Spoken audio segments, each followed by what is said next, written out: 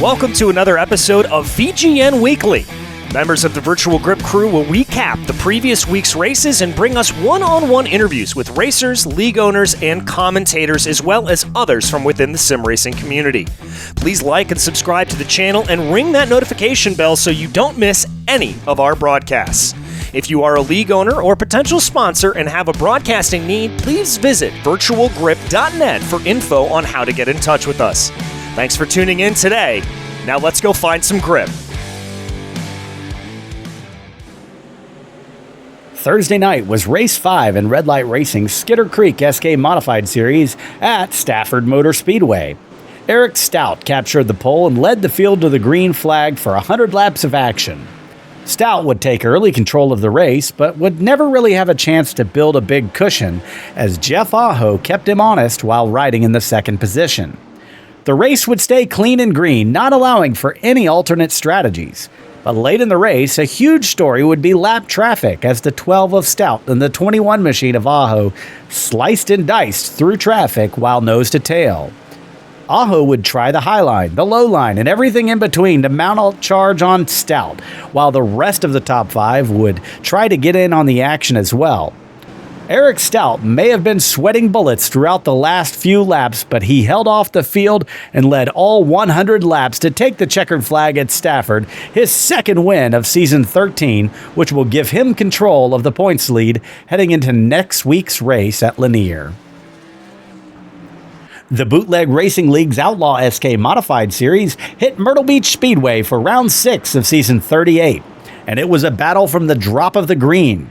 Pole sitter Todd Liston jumped on the loud pedal late, catching some of his competitors by surprise and stacking up the inside lane. Adam Shane challenged on the outside but couldn't complete the pass, leaving Liston to control the early laps. Meanwhile, points leader Aiden Young methodically worked his way forward, taking second and pressuring Liston. After nearly 80 laps of relentless pursuit, Young capitalized on a rare mistake, slipping by for the lead. James Lowe made a late charge, grabbing second with just over 10 laps to go, but he ran out of time to challenge Aiden Young.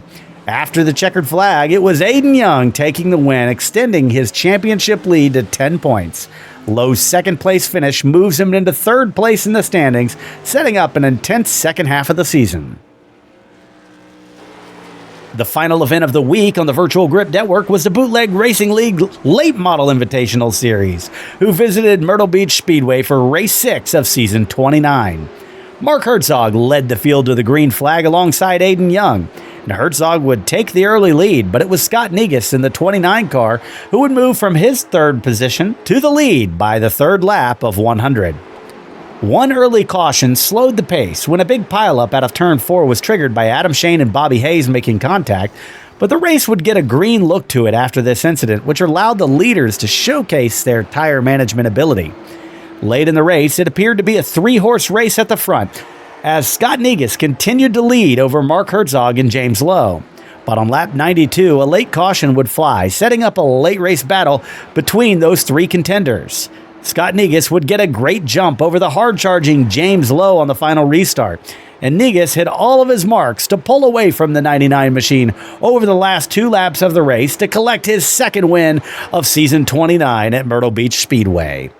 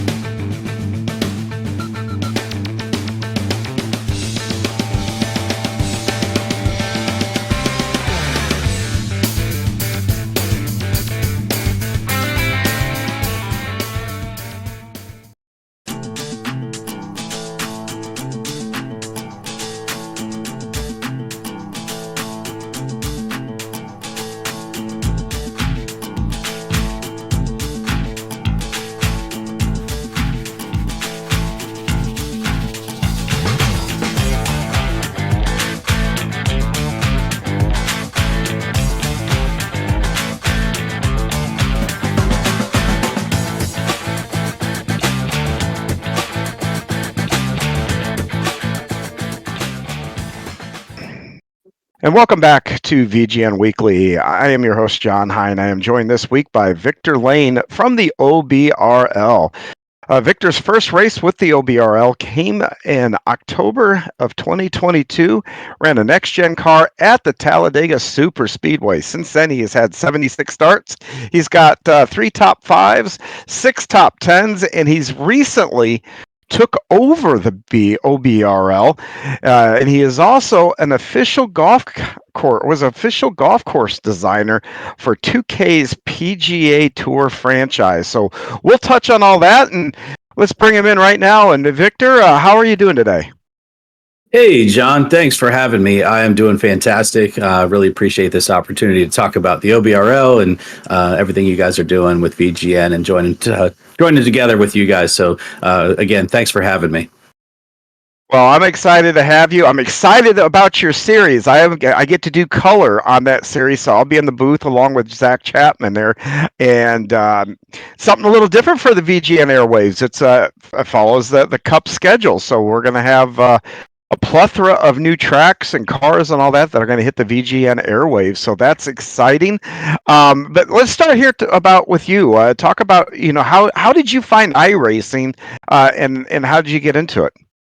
Yeah, well, you mentioned about 2022 is when I joined the OBRL, but prior to that, it was actually during the pandemic. Like a lot of people were looking for something to do, and I work a field sales job or direct field sales personnel, and so during that time, we were at home a lot, and that gave me the opportunity to take my video gaming hobby to a different level and invest in some iRacing equipment, which turned into an iRacing rig and quad monitors and the whole thing. It escalated very quickly.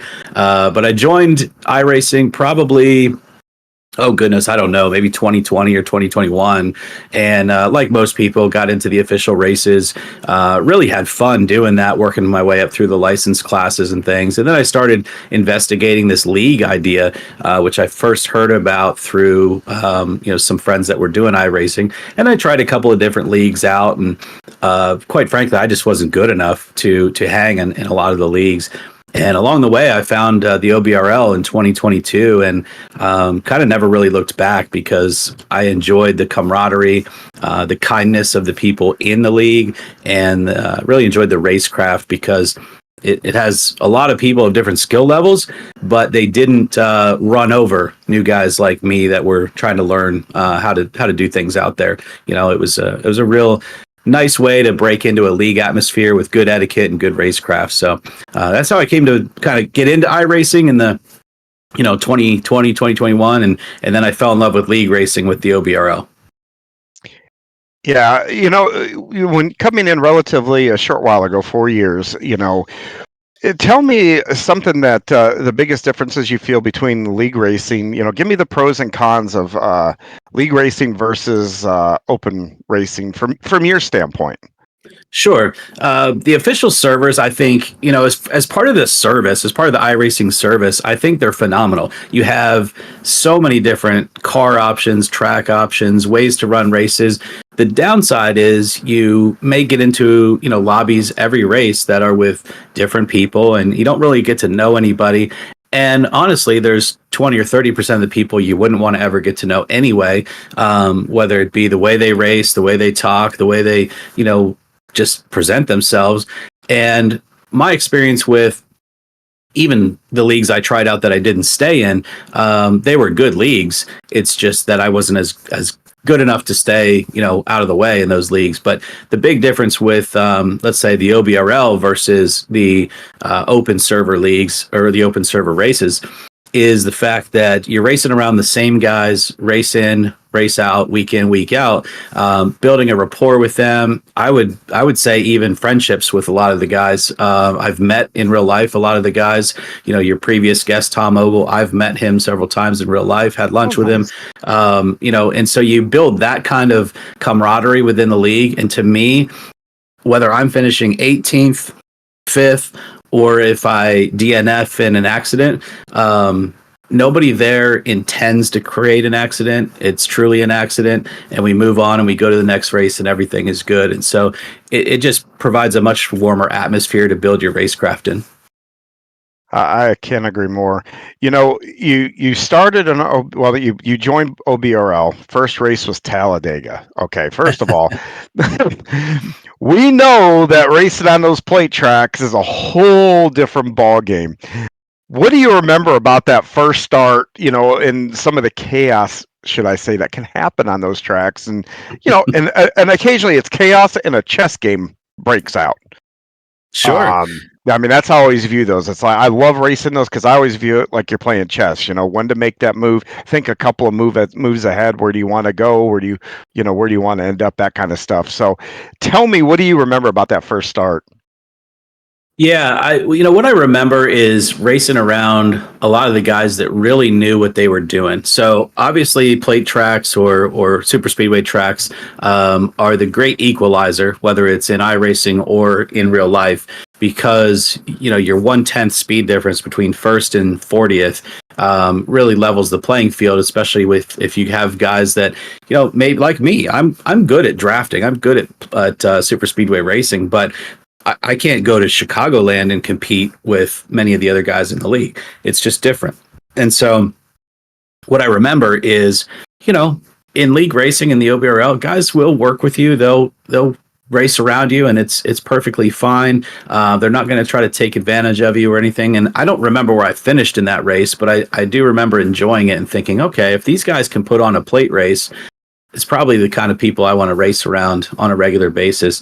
But I also remember being really impressed with how teams work together in league racing, because that felt very realistic to me, almost similar to a real life race. You had, like, for example, Last Ditch Racing with Eddie Jones and Clay Walker and Dwayne MacArthur and Greg McDaniel and others, that Brian Lindsay on that team that I could name more, Crisco and the guys.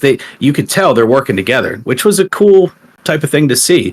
Your team Miata with Tom Ogle and Josh Robinson and Dan Hill and all those guys, they're working together. I remember seeing that too. Which you see in real life too. So that's what I'm saying, is that you don't see that in, like, to your previous question, in the open races. Yeah. It's kind of a one for all, and a guy will absolutely cut you off and destroy the field if it means he's going to win. Whereas what I saw at that first race was, hey, this is kind of like real life, and I enjoyed the heck out of it. I don't remember where I finished. I do remember that some of my best chances to win in the OBRL have come at future super speedway races, though. Well, those plate races are always an equalizer, the whole field, and that's part of what I think always makes it fun, because when you're gridding, anybody on that grid can win, and that's exciting. Mm-hmm. So that means you've been in OBRL for a little bit here, and now recently you've taken over OBRL. Yeah, I wouldn't say it's a hostile takeover or anything like that. Well, no, I mean, but you take. How about this? You've taken the reins of OBRL. Yes, no, I know that's not what you meant. But it's been a great partnership. So when I came into the OBRL, it was owned by two owners ago, and so that individual left the league, and so at that time, Dwayne MacArthur stepped up to purchase the rights to the name and the data and all of the league history and the website and the whole thing, right? So I said, hey, if you want to partner in that, because it was kind of like a spontaneous thing. And he really stepped up to kind of make sure the league kept going, type of thing. And so I said, hey, if you're looking for a partner in that, I think this is where I want to make my league home forever. So I'm happy to help. And so I kind of became a partner with Dwayne. It worked out well. I mean, Dwayne did a phenomenal job keeping everything together and actually improving the atmosphere and the camaraderie in the league. And then there was a time, I guess maybe about 10 months ago, 11 months ago, where he needed to step back from as heavily involved as he was. I mean, he was racing 5 nights a week, doing all the website, all the stuff. I mean, so I totally get it. And I said, hey, I'm your guy. I signed up to partner with you. I'm happy to keep going. And so, I just bought the rest of the stakes. And so 100% owner at this point. But I do want to preface that by saying that, I don't consider this my league. I mean, I guess on paper it's my league, but I could not shout out my admins more, because you still have guys like Dwayne MacArthur and Eddie Jones and Clay Walker and Robert Crisco and all these guys that have been doing this for a long time. They're still on the admin team, and without them, this league just wouldn't work. We've got too much going on now. So yes, I am now the current owner of the OBRL. I hopefully will be that for a long time. I really enjoy this league, but the 11 admins on the team is what makes it all go around. I know a couple of league owners, and I have to ask because I don't think people really realize how much legwork and everything you have to do to put into the league to make it all run, and make it a great environment for everybody to be a part of. So, what made you take that leap and say, "Hey, you know what? Like I said, I'll take the reins here and steer the ship for a while." Yeah, honestly, it's two things. Number one, my respect for Dwayne MacArthur. He's helped me as a driver. He's been a good friend, and he kind of stepped up and saved the league that I chose to be a part of. And so that was a big part of it, is that I wanted to see that continue and see that through. And then the second thing was everybody in this league was welcoming to me from the day I came into it in 2022. Yep. And then I've made true friendships in this league. And so it really comes down to that, is I genuinely do enjoy and love racing with these guys in this league. And so, we wanted to help, we help each other out. Dwayne needed to step back from as busy as he was, and that's okay. Hopefully he's able to jump back in, and we would love that. But in the interim, we've got me and others that just step up and next man up, and we take over just to make sure that this league stays as healthy as possible. Let me keep your league owner hat on for just a minute here. So, we're getting ready to kick off 2025. You got Daytona, not this weekend, but the next weekend. Right. What, as a league owner, I mean, do you set goals for the season, or is it you kind of, here's what we're doing this year, let it run on autopilot, reeval at the end of the year? How is your approach to running the league as far as goals and like your vision of where you want it to go, or what you want it to become? That's really a great question, because I'm a businessman in my real life. I say real life, in what I do in my daily work. I'm a businessman, so I do look at the goals, the long term success. There's no profit in the league. It runs at a deficit, to be honest. So it really is a labor of love. But I can answer that though, and the thing is, when Dwayne was the owner and really made sure that the league grew in a way that was productive and I would say constructive too. Relationships were better, just everything was better. And so I wouldn't say that 2025 is a year where we're just going to hold everything together and see where it goes. I actually feel like Dwayne and I did that the past 2 years, where we, held everything together originally and then grew it. And so I kind of took on the commitment in 2025 that, I was going to invest in it, even personally, if necessary, which is definitely the case. But we were going to go, guns a-blazing in 2025. We were going to sign a new broadcasting partner. We had a fantastic broadcasting partner in Team Goon Squad prior, but they were moving on to different things, and so we needed to look for a new broadcasting partner. And I was committed to finding one that, maybe was out of our budget, but I wanted it. And so I was willing to pay the difference. And we found one with Virtual Grip Network, which I'm super excited about. We have admins that are highly committed, like Sean Foltz and John Hastings, and guys that are really committed to the social media aspect of growing our league. Sean does a fantastic job with our race media on Instagram and Facebook, and John Hastings does our weekly, our race recap videos, which are very popular within the league. And so, as we rebuilt our website this year, we're rebuilding our prize package. We're just doing the things, investing in the members, and they invest in it too. I have to give them a big shout out. We have a lot of contributing members financially, and it's all it's never required and always appreciated is what I say.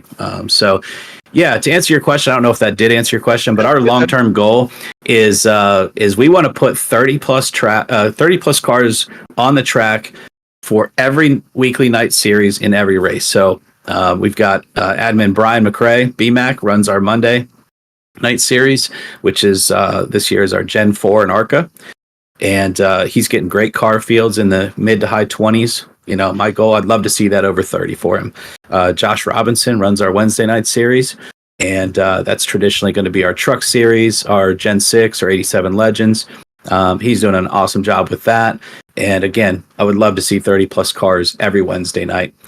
And then I'm the race director on Thursdays for our Xfinity season, and then the race director on Sunday for our Sunday night series, which is the Yesteryear Racing Cup series. So if we could get enough members within the league that are active to where when guys are, you know, busy or on business trips or whatever, we can still put 30 plus cars on the track like we do on Sundays. To me, that means we're a successful league and we're doing the right things. Sounds fantastic. I'm excited. Where do I sign up?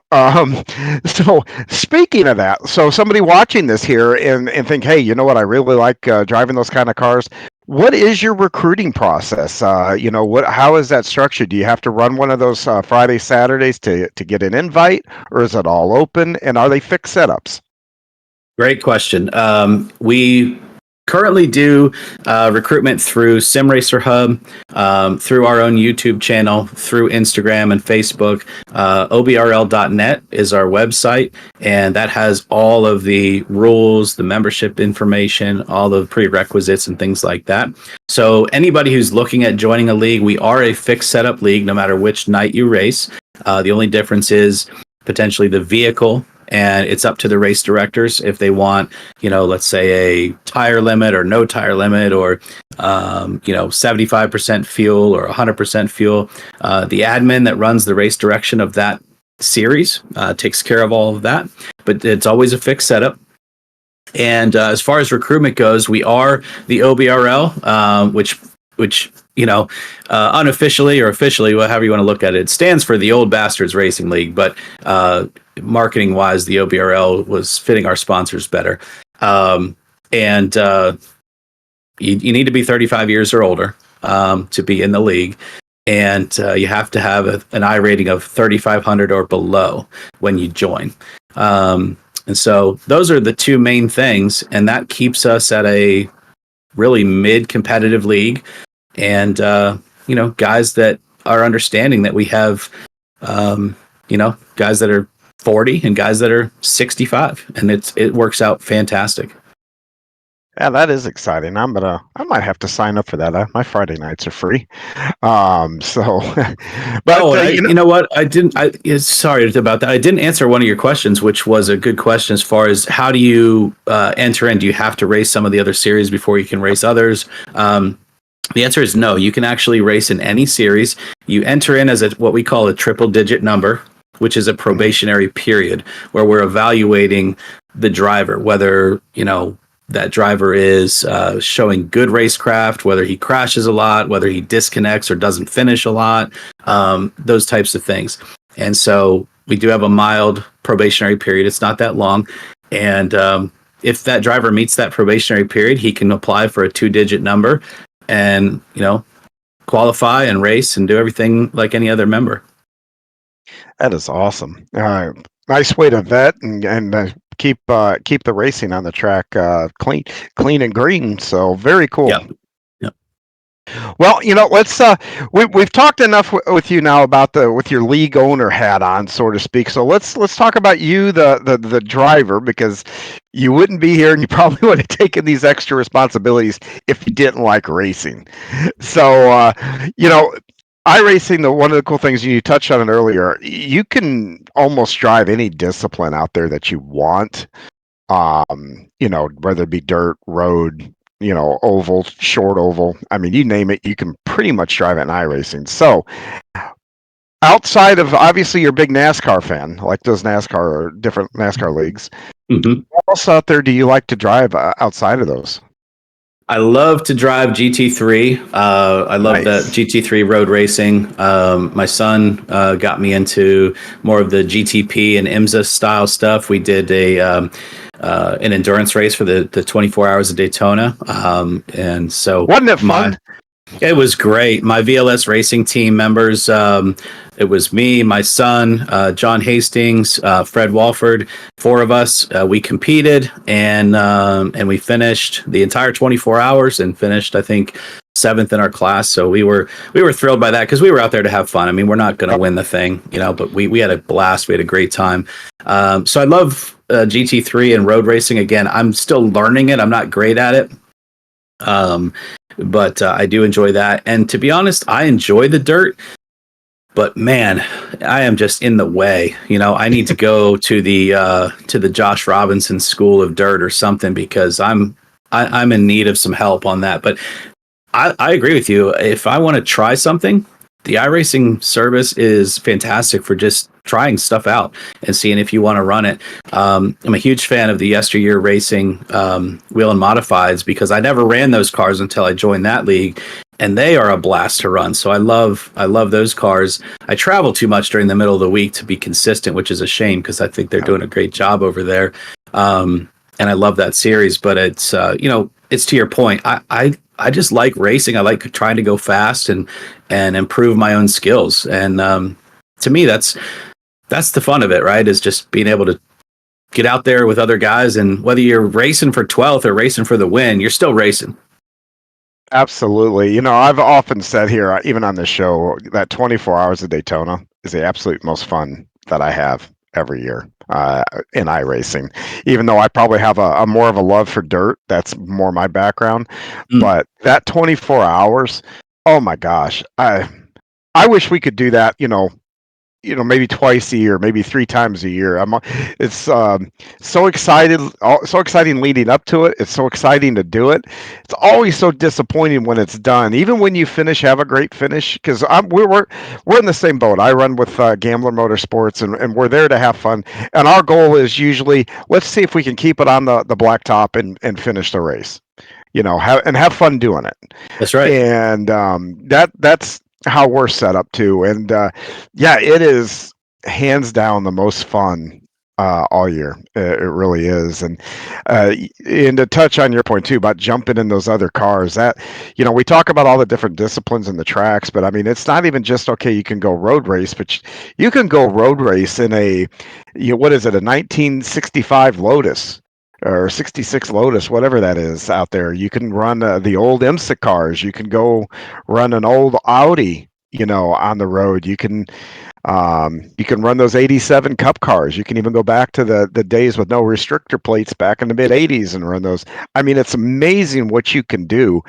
You don't have to lock down to one discipline. And so I'll second that about it.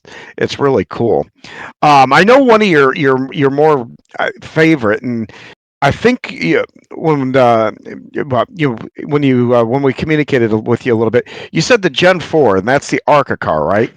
Yes. Well, it's not the ARCA car, but it's I guess it's in that classification of it would be the Cup car from what we're in the Gen 7 now, so 3 or 4 series ago. Yeah, but they took the restrictor plates off of those, correct? It has a tremendous amount of horsepower. It has a tremendous amount of drive off with the horsepower on the rear wheels coming off and it's just it's fun to drive to me. Again, not good at it, but I would say tire management is something I'm getting a lot better at, and so being able to kind of drive that car and get used to it, I feel like I have a chance within the field to race around and pass some guys that I don't normally race around if I'm managing my stuff. Nice. I haven't gone back and actually driven that car since they kind of, what was it, re-released it, maybe about 4 or 5 builds ago. Mm-hmm. So that does sound like a lot of fun, a lot of power. My understanding is they're going to do something different with that in the ARCA again. So I don't know how that's going to all shake out. I'm not a technical guy, so I don't. Well, I think we're going to get. I think we're going to get a genuine ARCA car because iRacing. also just announced their console game for NASCAR for 2025. That's going to come out later this year, and ARCA is part of that game. That will be part of that console game. Well, Okay. usually when you see iRacing do something, or iRacing something under the iRacing umbrella, we usually get it in the actual iRacing service too at some point. So, yeah, so I have to think a couple of those things are along the way coming up here in the not too distant future. But like you said, though, a car with a lot of power gives you options with that right foot. You got to make decisions. At least what makes those interesting for me, you got to make decisions behind the wheel. Do I use my currency up on my tires now? Do I let things come back? So when you drive that, you're talking, you like the power and all that. What is your strategy with those races? Why does that car? What about that car draws you to them?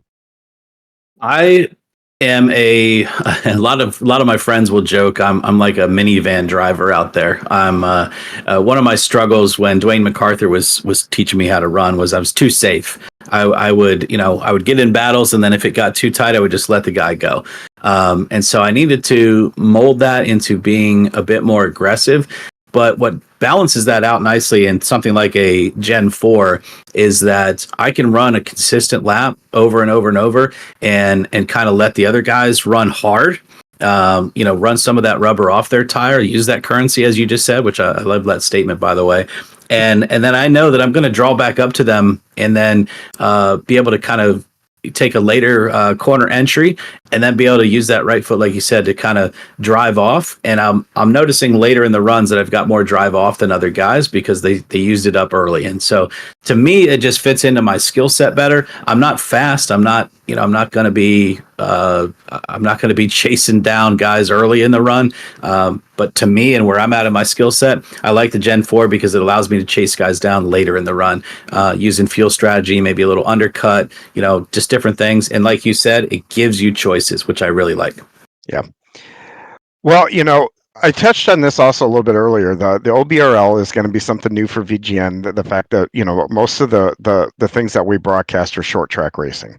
Now we're going to go back to the bigger track with the NASCAR Cup cars.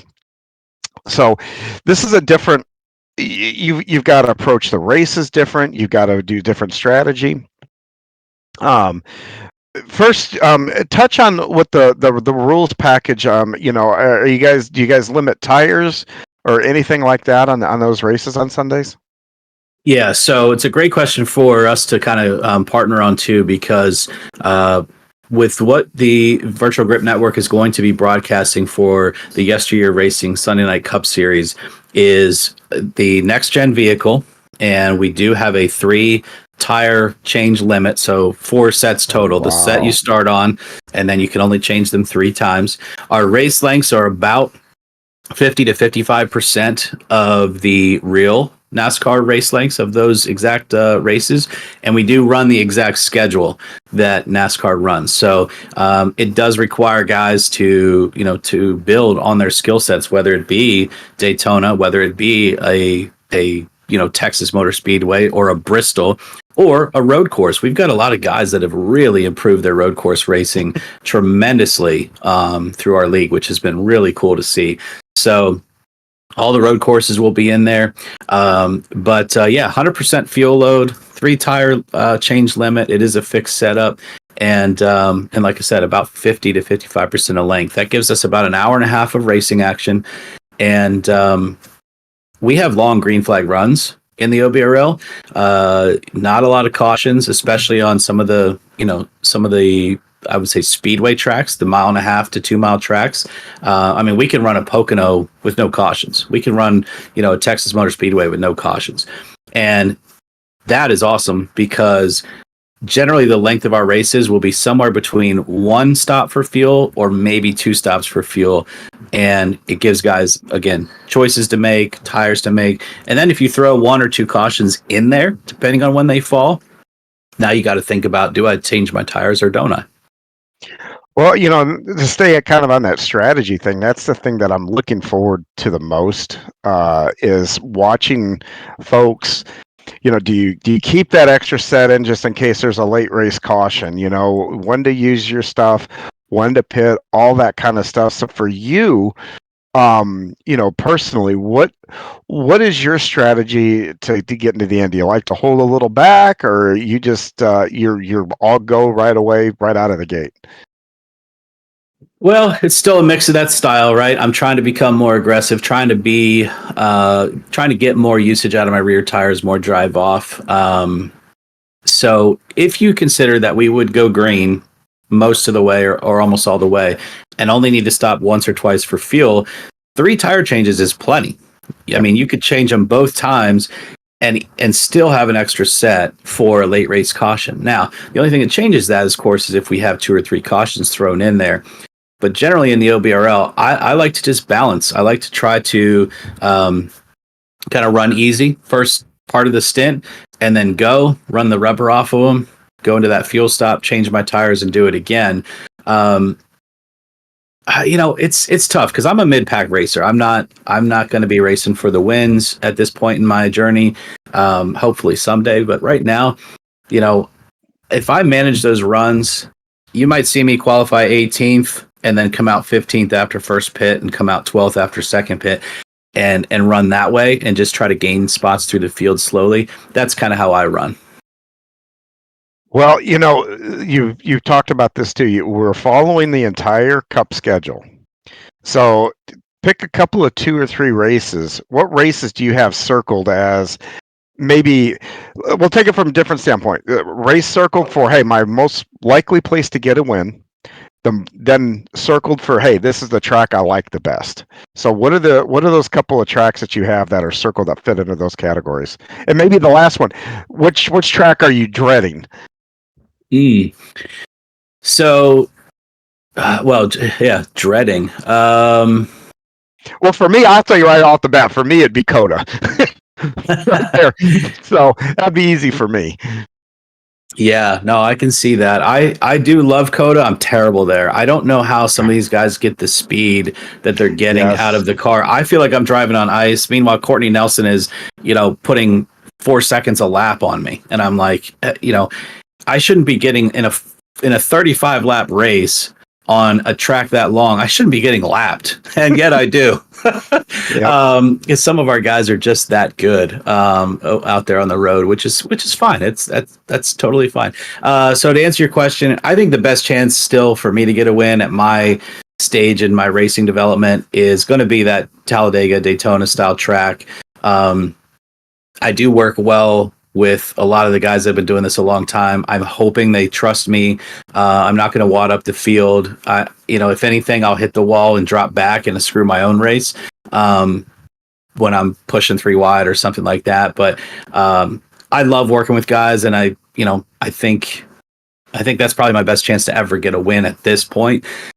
Tracks I love, not necessarily good at them, but I love a Dover. It just feels really fast to me. It's obviously a mile long, but when you're coming up out of those curves, turn 4 and turn 2, and you're just sliding the crap out of it, trying to not hit the wall, but you're going 140 miles an hour. It just feels fast, and I love that. Yeah, it's a short track super speedway. Yeah, but I burned the right front off my car, and I've yet to learn how to not do that. And I'm trying to think of the track I dread. Because I actually like I said, I like road racing. So I like a Watkins Glen. I like I like a Roval, but I'm not good at them. But I don't dread them. Tracks I dread, boy. As funny as it sounds, I dread something like a Chicagoland, or well, I know we're not going there anymore. But let's say a track like that, a Michigan, or because I have never been able to find the speed at a 2-mile track, and it becomes boring to me because I'm 18th, 19th. I can't see the leaders until they start to come around the back of my relative when I'm like, Dwayne is 8 seconds behind me now. And he's the leader, it just, I'm running there in 19th, 18th, and I'm not gaining anything. I'm not really losing anything, and I'm just riding. And I dread that a little bit because I haven't found out how to get better. That's 3 very different tracks that you described there. So, yeah, every season, no matter what series I do always look at the schedule, and usually I have like three categories that I lump things in. Okay, I can't wait to go here. Um, oh, hey, I could probably pick up a win here, and the two don't always jive together. There's some tracks that I don't necessarily love, but I'm competitive and I can win at. Um, but the ones that I dread are usually the ones either I get wadded up or I just, like you said, just struggle at and can't figure out. And you've tried everything under the sun. You feel like you've tried everything under the sun and can't find speed. Um, and then you ultimately, at least for me, I start questioning myself, like, do I really suck this bad? I mean, yeah. Well, that's cool. Another thing too is, a couple things I've asked folks here recently that I always get. I don't know why it fascinates me, so I'm going to ask you. When you got a grid and what are your thoughts as you're gridding? What are you looking at? What's your mindset as soon as you're on that grid? Well, to be honest with you, because of league racing and knowing so much about the guys we race around and what their tendencies are, the first thing I look at is, whether I'm on the outside or the inside. If you think about your car and then think about the 5 cars that surround you. So the 2 in the row in front of you, the 1 beside you, and the 2 in the back of you. I think, what is the tendency of all of these 5 drivers going into turn 1? Because in the OBRL, we don't allow any lane changing or passing, by lane changing before the start finish line. Yep. So really what I'm thinking about is when we get that green flag and we're heading into turn 1, what is the tendency of these guys around me? And that's not to say anything negative. It doesn't mean, someone's going to blow turn 1 and wipe us all out. I don't mean that. I just mean, who's going to be careful like me? Who's going to be more like, this is my chance to, Kyle Busch and gain 4 spots? And that's all racing. That's totally okay. But I like to be aware of that so that I don't make a mistake and wad someone up in turn 1 of the first lap of the race. Next, I'm kind of then gauging in my mind, okay, who are some of the guys right around me on the grid that I normally race around a good bit of time, and then I start to have fun with that. Like, okay, I've got guys around me that I really enjoy racing around. Gavin Adams and Alan Wanamaker and Patrick Martindale and Andy Thomas and Roger Hurley and on and on and on. And I'm like, okay, I love racing around these guys. What's my strategy and tire usage and fuel going to be compared to theirs? And then I start running that stuff through. I'm not worried about, Tom and Josh and Lloyd and all those guys up front. That doesn't bother me. I'm not worried about them. I'm worried about, how do I finish ahead of all these guys I'm racing with? So those are the 2 things I think about on the grid. Well, that's almost what I think everybody kind of does. I mean, I know for me, I like you, I pull that relative up almost instantly, and I look, okay, who can I race with, who can I follow, and who's a roadblock. And so I think that's always fascinating, though, the extra things that you look at and the extra things you think about. And I think we're all a little bit different on that front. So I'll continue asking that question because I don't know why, I just find it interesting, and so I can do that. I can't. I think it's great. I think it would be awesome for me to get good enough at this where I was only thinking about the 5 guys in front of me and how I'm going to get by them in the first 2 laps. Yeah, and I'm right there with you. I wish I could, hey, who can I pass easy? Who's an easy pass? Who's not an easy pass? Leave it at that. But yeah, have to look behind. Okay, who's going to be on me real fast before we get out of turn 2? And I need to be aware that they're probably coming, and they're going to be, coming through in a hurry. No doubt. So, but that's very, very cool. Like I said, I can't wait to be able to be in the booth to call those races. Especially and we're now interviewing some of your drivers that are going to be in that, and getting to know your guys' personalities and all that. I cannot wait. It's going to be a fun year.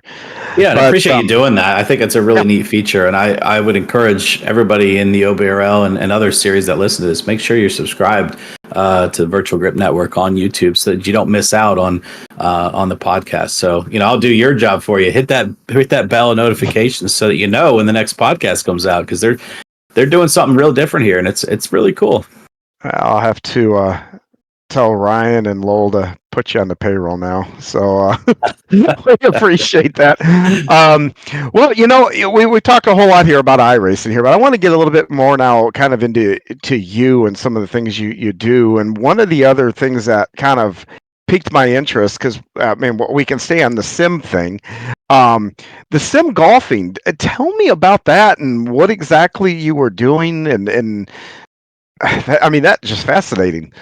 Yeah, sure. So I was a golf professional with the PGA of America from 2001 to 2004, and then was also working and teaching down at a club in Florida. Living the dream, or about to live the dream, and life had different things in mind for us, and we don't need to go into that. It's some personal things that came up with our family and illness and things like that, but that's okay. I got into I dropped back on my degree and got a job in business, and I've been selling surgical devices for the last 20 years, and now I'm a sales director at a company doing that. So where am I going with this, and how does that relate to your question? Well, I have a huge passion for golf. I still play golf to this day. I'm still relatively good. I'm still a scratch golfer by handicap. But have my amateur status back, and I don't really play tournaments. I just play for fun. I can play with a friend who's challenging me, or I can play with a friend who's shooting 100, and I don't really care. I just have a good time, and I've played golf for pressure for a couple of years, and I know what that's like, and so it's just fun now. But because it's a passion, the other thing I got into in the late 20 teens was I bought the TGC One golf video game, which was the golf club, and I was like, oh, you can design courses on this. I didn't know that, so I just thought it was a video game you play, And it has a software in there similar to the old Lynx game with the Greg Norman course designer, that kind of thing on PC. And so I started designing on there, and anybody can do that. Anybody can design, don't get me wrong. But with my passion of golf and with how many golf courses I've played in my life, it was something I loved doing. And I got involved with then 2K Sports as they took over the franchise publishing with HB Studios, and had an opportunity to get on with them as what they call a next maker, which is someone who they have sort of, I don't want to say employed, but more of a 1099, someone they work with to develop and design official golf courses for launch within their game. And so I've had, I don't know, I've had 5 or 6 official courses through the years with them that launch at the time the video game comes out, with my name in the credits and things like that. And I've had an opportunity to help them, I've provided insight and helped them develop the software that's used for course design too. So it's just something I really enjoy doing. There's a lot of people that do it as a hobby, and then there's a handful of us that do it for 2K as a next maker, which is, I don't know, just something I've really enjoyed. So I have over 50 designs that anybody could play within the video games, and like I said, only a handful of them are official, but I've designed over 50 courses for those games. That's incredible. So the next couple of questions, just understand that they're going to be coming from a guy who, when I play golf, if I hit the ball on the tee and I find the hole, then I find the ball afterwards, I consider that winning the hole. So 100 strokes, that would be a generous day for me on the course. I love playing golf. We got a nice little par 3 actually around the corner. I haven't done it in years, but I used to love going up there and doing that. So first thing is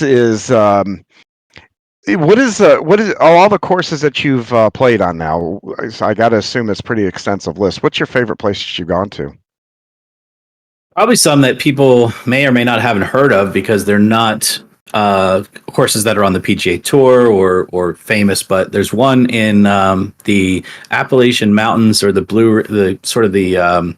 Blue Ridge Trail portion of North Carolina, called Old Beau, Beaux, and Old Beau is the name of the course designer's dog, I think, that was alive when he was designing the course. But It is just amazing because it's set in the sort of the foothills and the rolling hills of the Appalachian mountains there at the bottom through North Carolina.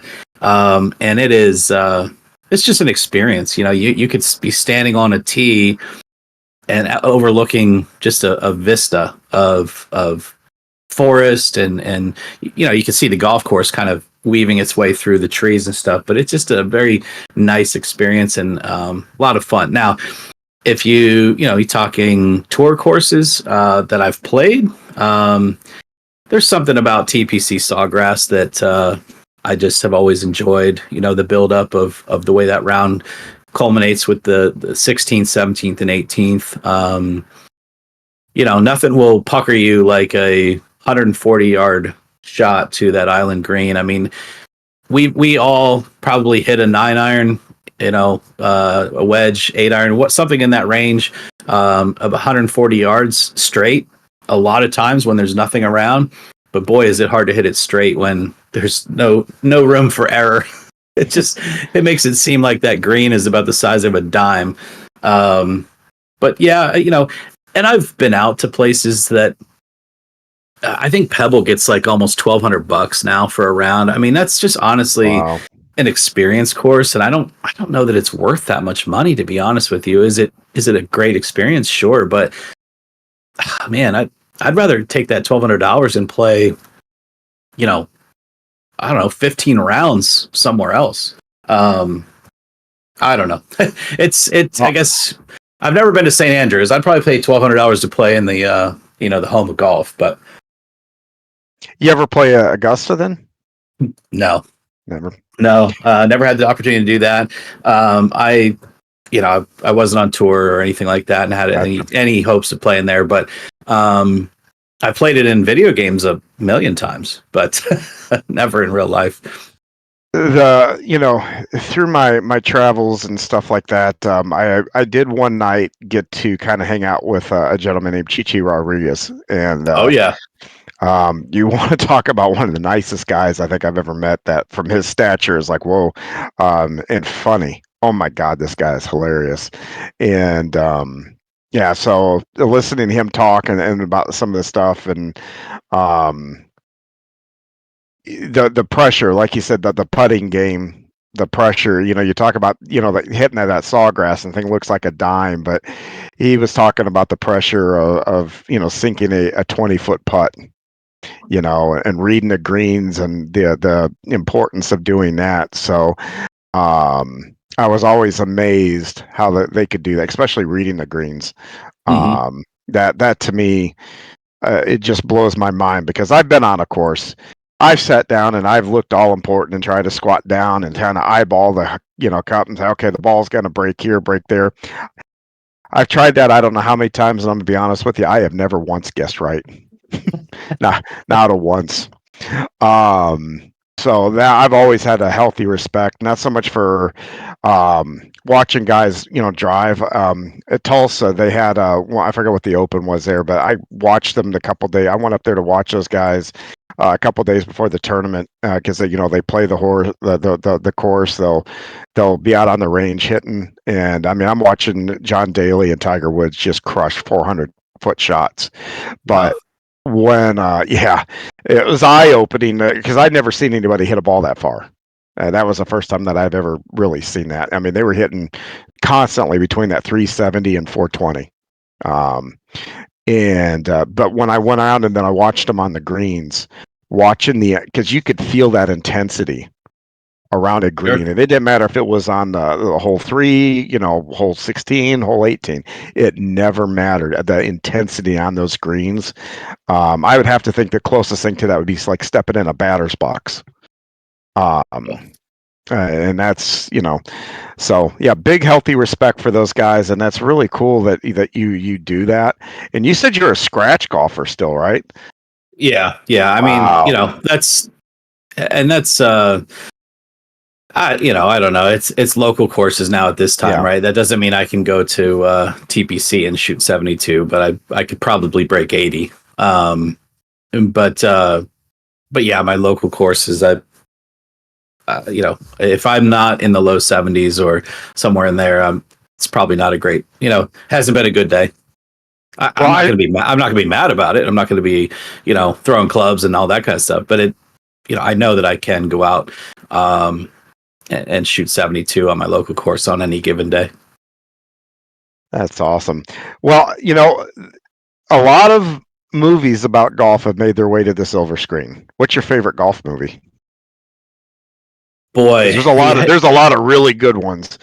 Yeah, you'd have to go, do you want something like The Legend of Bagger Vance? Do you want something like Happy Gilmore? It's for me because of my sense of humor, and I think the guys in the OBRL will tell you I'm a sort of a goofy. When I take my business suit off and I'm just having fun in the evenings, I'm a really goofy guy. So for me, I could actually just rewatch Happy Gilmore a lot. As dumb as that is, but then you could go with something classic like the Caddyshack, of course, and that that has a lot of quotable lines in it. So, boy. All right, let me do the right thing and say Caddyshack. Okay. Well, and I should have prefaced that a little bit because someone asked me my favorite racing movie. There's the Ricky Bobbies of the world, and then there's like the Grand Prix with James Gardner and some of those things. And if I'm in the mood to sit and watch something, I don't want to say like almost like a docu movie. I would go down. Grand Prix is probably the best racing movie that I think I've ever seen. But have you seen Gran Turismo? The one that yes. So that one was cool because of the sim racing aspect of it, right? They taking a sim driver into. So no matter what people think of the whole thing, I mean that was a cool movie. My favorite racing movie became Ford versus Ferrari. Yes, that's an outstanding movie. Love it. Yep. I haven't seen the Ferrari biopic yet. I keep thinking I need to do that, and I keep forgetting to do it, and just time and the times I spend in a hotel room. You figure I could pop that up and watch it one evening, but I really want to see that one. I haven't seen that yet. But for my favorite golf movie, Happy Gilmore. I'm so excited about Happy Gilmore 2, I think, coming out. But Bagger Vance, oh man, I love that movie. That's probably a great movie. It is, but there's more. That's a little more serious and a little more intense and all that. But Gilmore and Caddyshack 1 and 2. I'll take either one of them. So we haven't had a real good golf movie in a while. Someone needs to put out another really good golf movie. Happy Gilmore 2's coming. So there we go. Hopefully it'll be every good as the first one. But the other thing that you have in your background that's interesting is tell me about some of the rides that you have. You don't have a big background in motorsports other than being a fan. But you've got some really cool rides. Tell me about what your rides are. Well, I mean, I love going fast. I always have, and my first car that I bought for myself was a 1985 VW GTI. And look, I'm not a gearhead, and I say that in a respectful way to say that I'm not very knowledgeable on how everything works. I'm not a Ryan Newman engineer type where I can really tell you how it all works. I just know, torque or horsepower and kind of, is it fast or is it not? And I love going fast. So, through the years, I would buy different things. In my adult life, I've been fortunate to, have the income that I have. And so my current ride is the 2023 C8 Z51 Stingray with a hardtop convertible. I bought that in 2021 as when I got on the list for pre-order. I waited about 13 months, and then they called me that my allocation was up, and I was able to build it to whatever spec I wanted. So it's got the Z51 package and everything. Did you go down to Kentucky? Did you go down to Kentucky to pick it up? No, I actually went out to Ohio. Iowa. I bought it from a dealer in Iowa that had a good allocation number based on the size of the dealership. It was basically what I was told is it was the largest allocation east of the Mississippi. So I would get it faster if I did that. So like some of my local dealerships, for example, they were getting an allocation of 1 every month. And so you get on a list with them, you were going to wait forever. And so I I got on their list and they were getting an allocation of anywhere between 5 and 7, and I still waited 13 months. But that's my current ride. It's got 505 horsepower, 465 foot-pounds of torque, and it is a rocket ship. Now, I didn't go with the Z06 for two reasons. Number one, I just didn't want to spend the extra 40,000, and then at the time that I was getting the car, I didn't want to wait another 6 months because they were even more back ordered on production at that time. My car before this was an M4, a BMW M4, four-door sedan, but really, really fast. And so it kind of faked people out because you got that four-door coupe hatchback type of thing, but more speed than people would anticipate. Had an M3 before that. Going back through the years then in my younger years, just different GTs and like I said, fell in love with speed with the GTI when I was in high school. So for whatever reason, and I don't have, maybe I should knock on wood, I don't have that many speeding tickets and none with my current car. Oh, yeah, then you're a better man than I am. I think if I had either one of those, I'd be in a whole lot of trouble. I've topped it off at 140 on the road. And I could track it and go more than that, but I try to be smart about it. It's honestly more fun on a road that's 35 miles an hour and you're doing 50. In terms of, out in my way with where I live, a lot of rural area, a lot of cornfields, a lot of farms and things like that. And it's got a wide wheelbase. It's wide tires, really stable, really balanced with that rear engine. And so you could be doing 55 on a 35 and it's just as exciting as going 140. Yeah, I had a friend of mine that had a vet, and he wanted to see what it would do, and he asked me to, if I would do it for him, and I was like, all right. So we took it out, and I got it up to about that same 140, about 145, and that's where I actually felt it finally start to get light. You could tell that, okay, now there's a little bit of air going underneath it, and those contact patches, and it probably had another 10, 15 mile an hour in it, but because we were on a public road and you kind of bounces, you can get yourself in a whole lot of trouble real fast at those speeds. So those cars, those Corvettes are just incredible. And I couldn't believe, like I said, 105, 110 was like nothing in that car. And a little bit beyond that is when I started noticing, okay, the aero is now doing what it's supposed to be doing. And then we got to the tip top of that aero and I'm like, okay, that's enough. Triple digits is easy. That first, like you said, that first 100, that's easy. But you're right. And the C8 has, similar to what you would see in a next gen car when it flips over at a speedway. The C8 has a diffuser, a complete flat bottom. It has a panel. Oh, really?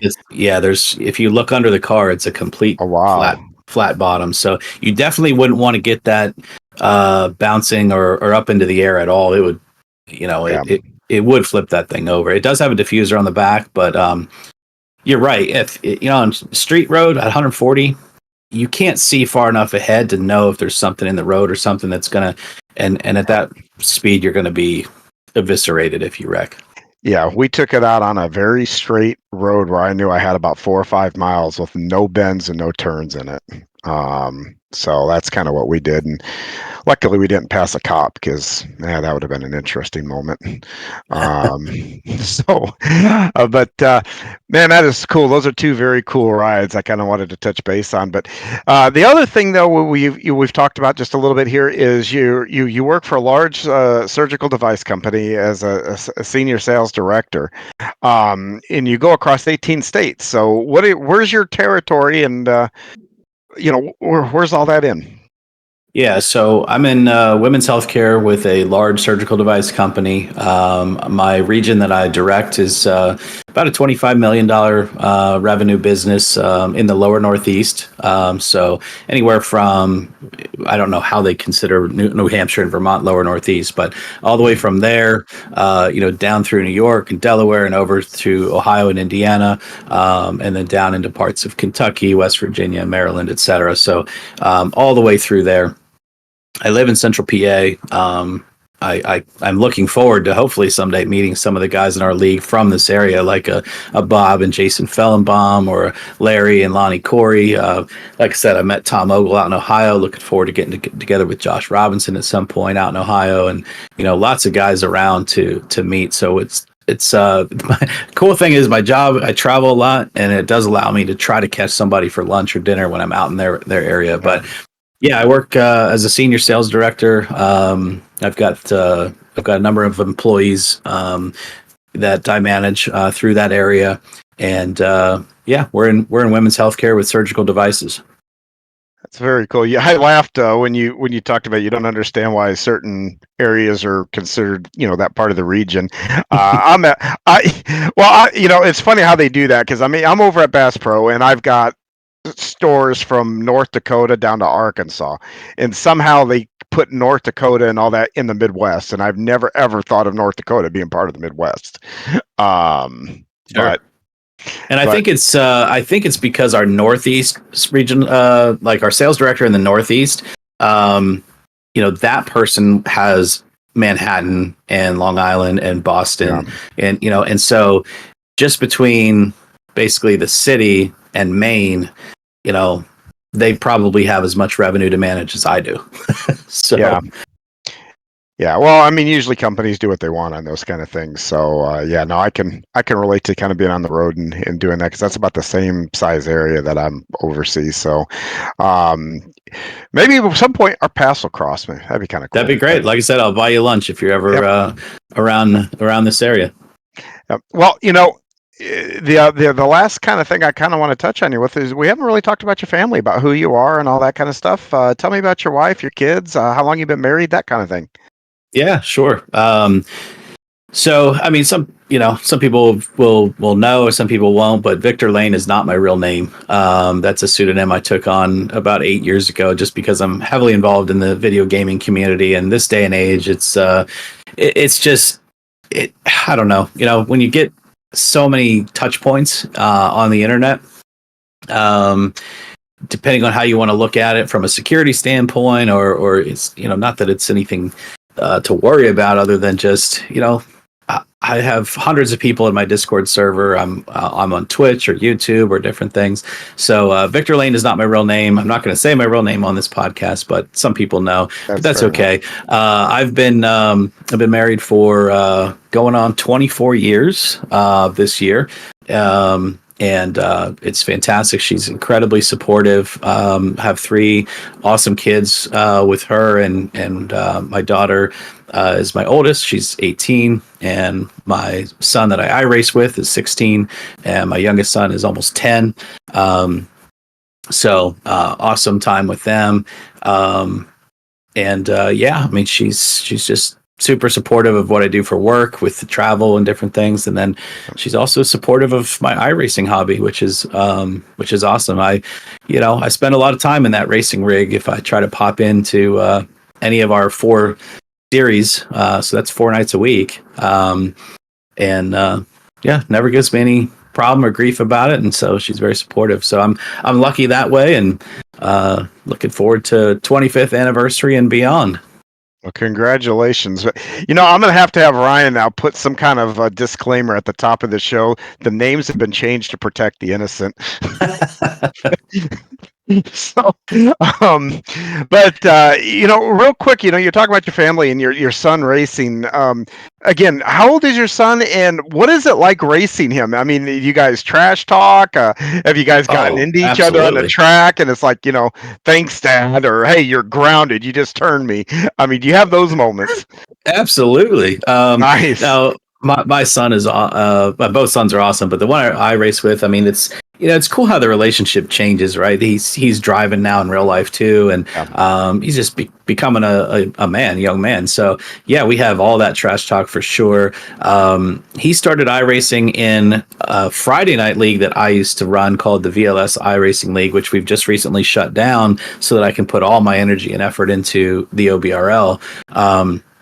But he was racing with me there, and he's good. I don't know that he's better than me on oval, but he's definitely better than he's definitely better than me on You road. just read my mind with the next question. I was like, okay, so who's faster? He is Who way gets the faster best than of who? me on road. He's way faster than me on road because he doesn't have that minivan instinct. He has that send it instinct. But in the Daytona 24, he had way more incident points than I did. So let's just talk about that too, right? But no, he's a great. One thing I like about him with racing is he's a great plate track driver, and so he and I work together really well on super speedways. So I would push him to the win, no problem though. I wouldn't turn him for the win. I'd push him to the win, and I think he'd do the same for me. But no, he's very clean for a 16-year-old. He's incredibly clean. His incident rating is very low, and he's respectful out there. But like any 16-year-old, he gets distracted and makes mistakes every now and then with attention. It's like, man, we got to run 80 laps of this. I was bored. It's 50. And but the funniest moment he's ever had, and he'll be upset for me telling you this, but back in the VLS Racing League, there's a guy that everyone loves named John Hastings, and the guy just can't catch a break a lot of times. If there's an accident on the track, there's a better than 90% chance that someone in that accident is going to hit John Hastings. Well, we were running a fun race at Indianapolis Motor Speedway, and John Hastings is winning the race, and my son is lapped, and it's less than 2 to go. My son tries to stay low in the corner to let John go around high, and my son hits the left tires on the grass and spins out and takes out John as the leader. Oh no. He felt so bad. And I'm like, we've all been there. I'm telling you, if you've raced for any period of time, we've all been there and then done something that was like, oh my God, that was about the most knuckleheaded thing to ever do. Yeah. We've all been there. Some of us, not just once, but more several times. So, well, very cool. That's a very cool story. And man, Victor, I have gotten this has been such a cool interview. I want to thank you for giving us a little bit of time here today. And everybody that watches us knows that we pre-record this and it releases on Tuesday. So I'm going to pull the curtain back just real quick and get your final thoughts, because you're a Philadelphia Eagles fan. Today that we're recording this is Super Bowl Sunday. Give me a prediction here, and we'll see. I almost feel like we should get a before interview and an after interview, but give us your prediction, and we'll see how it ages when this is released on Tuesday. No, I appreciate it. I would love to come back at some point during the season and be on your show again. I really appreciate you guys doing this. I really appreciate you giving the OBRL a shout out with your podcast. And I do hope all the listeners will subscribe and hit that notification for your channel. It's awesome to be partnering with you. So I got to go with my birds. Look, I know the Chiefs have been, whether it's lucky, good, or getting some, whatever the arguments are for the Chiefs, right? They are who they are. Patrick Mahomes he is a special talent, and they've been to this is his 5th Super Bowl. So whatever you want to say, I am scared of them. But I think I think the Birds do it this time. And I think it's going to be a 1-score game that the Chiefs don't win, and give me 35-32 Eagles. Yeah. 1 second prediction. How many yards does Saquon Barkley go for? 126. 126. All right. Well, everybody be watching this Tuesday, and now we're going to know how close. So no pressure there. But, again, thank you. And real quick, I want to do the green-white checker here. And, I don't know if you've watched the show before, but it's just kind of a quick either-or, kind of just a real, kind of almost a rapid-fire thing. I want you to say the first thing that comes to your mind, okay? You got it. All right. First one, a racing sim or golfing sim? Racing. Why? Oh, you said real quick. So real quick. I'm just curious on that one. Why? Yeah, because I can golf in real life very easily, but I can't race in real life real easily. So if I have a racing sim, then I get the best of both. Gotcha. All right. The next one isn't really an either or, but it's just real quick. Your dream car. Oh, something in the Ferrari brand. So whatever is new at the time I could afford to buy it. Gotcha. Mine is actually older. I have always wanted a 1941 Maserati. That's Oh, well, you oh, can't go wrong there. yeah, not too many of those around though. Yeah, if But you can find one. yep. Okay. 2025 OBR goals as a driver. Not that we talked about your goals as an owner. So as a driver, are you looking to hit victory lane, or are you more focused on how high up the points you can finish? Both. I would love to win a race. Like I said, I think it'll come on a restrictor plate track, but I would take that. I think there are skills to that, to keeping alive in those races. Certainly there's some luck, but there are skills to drafting. I'll argue that to the death. I would love to get a win, but my biggest goal is, can I make that final round of 8 in the points? Fair enough. Well, the next time OBRL, the wait is almost over. Like I said, it's not this weekend, but the next weekend, you guys will be on track right here live on VGN for your Daytona race. What are your thoughts from your driver standpoint? What are you expecting? I'm expecting, honestly, the OBRL to put on a great show. We're going to allow a very large field for that race just so that we can try to get as many members in as possible. So nice. The initial start will have, instead of allowing 43, we're going to allow 50 this year. Yeah, we'll put on a really good show early. I believe we can run 50, 60 green flag laps. We've got a lot of great drivers in the league that can do it clean. But I do expect maybe a couple of cautions after the initial pit stop, and then we are known to do a 3 or 4 wide finish under the green to bring it home. And I'm expecting. Boy, I don't even know who to predict, but do you want me to throw out a prediction? You can, where you think you'll end up or who you think will win. Either one. I'll let you take your pick. I'll end up in the top 10. Okay. And I'm going to say that Greg McDaniel wins the race. There you go. We'll be able to rewind and check this one too here. See if you should be going to Vegas to bet on things. I think if you go 2 for 2, you might want to see what you can do on one of those gambling sports apps there. So, well, hey, again, I want to thank you for spending an hour or so with us here. It was very good to get to know you. I cannot wait, like I said, to watch you guys this year. So I do hope the best for you, and I hope you have a great season. Thank you very much for having me, and for all you guys do. It's really an honor to be here, and I'm looking forward to our partnership. Awesome. Well, thank you very much. And from all of us here at VGN, we thank you for watching, and we will see you next week. So until then, we hope you have a great week.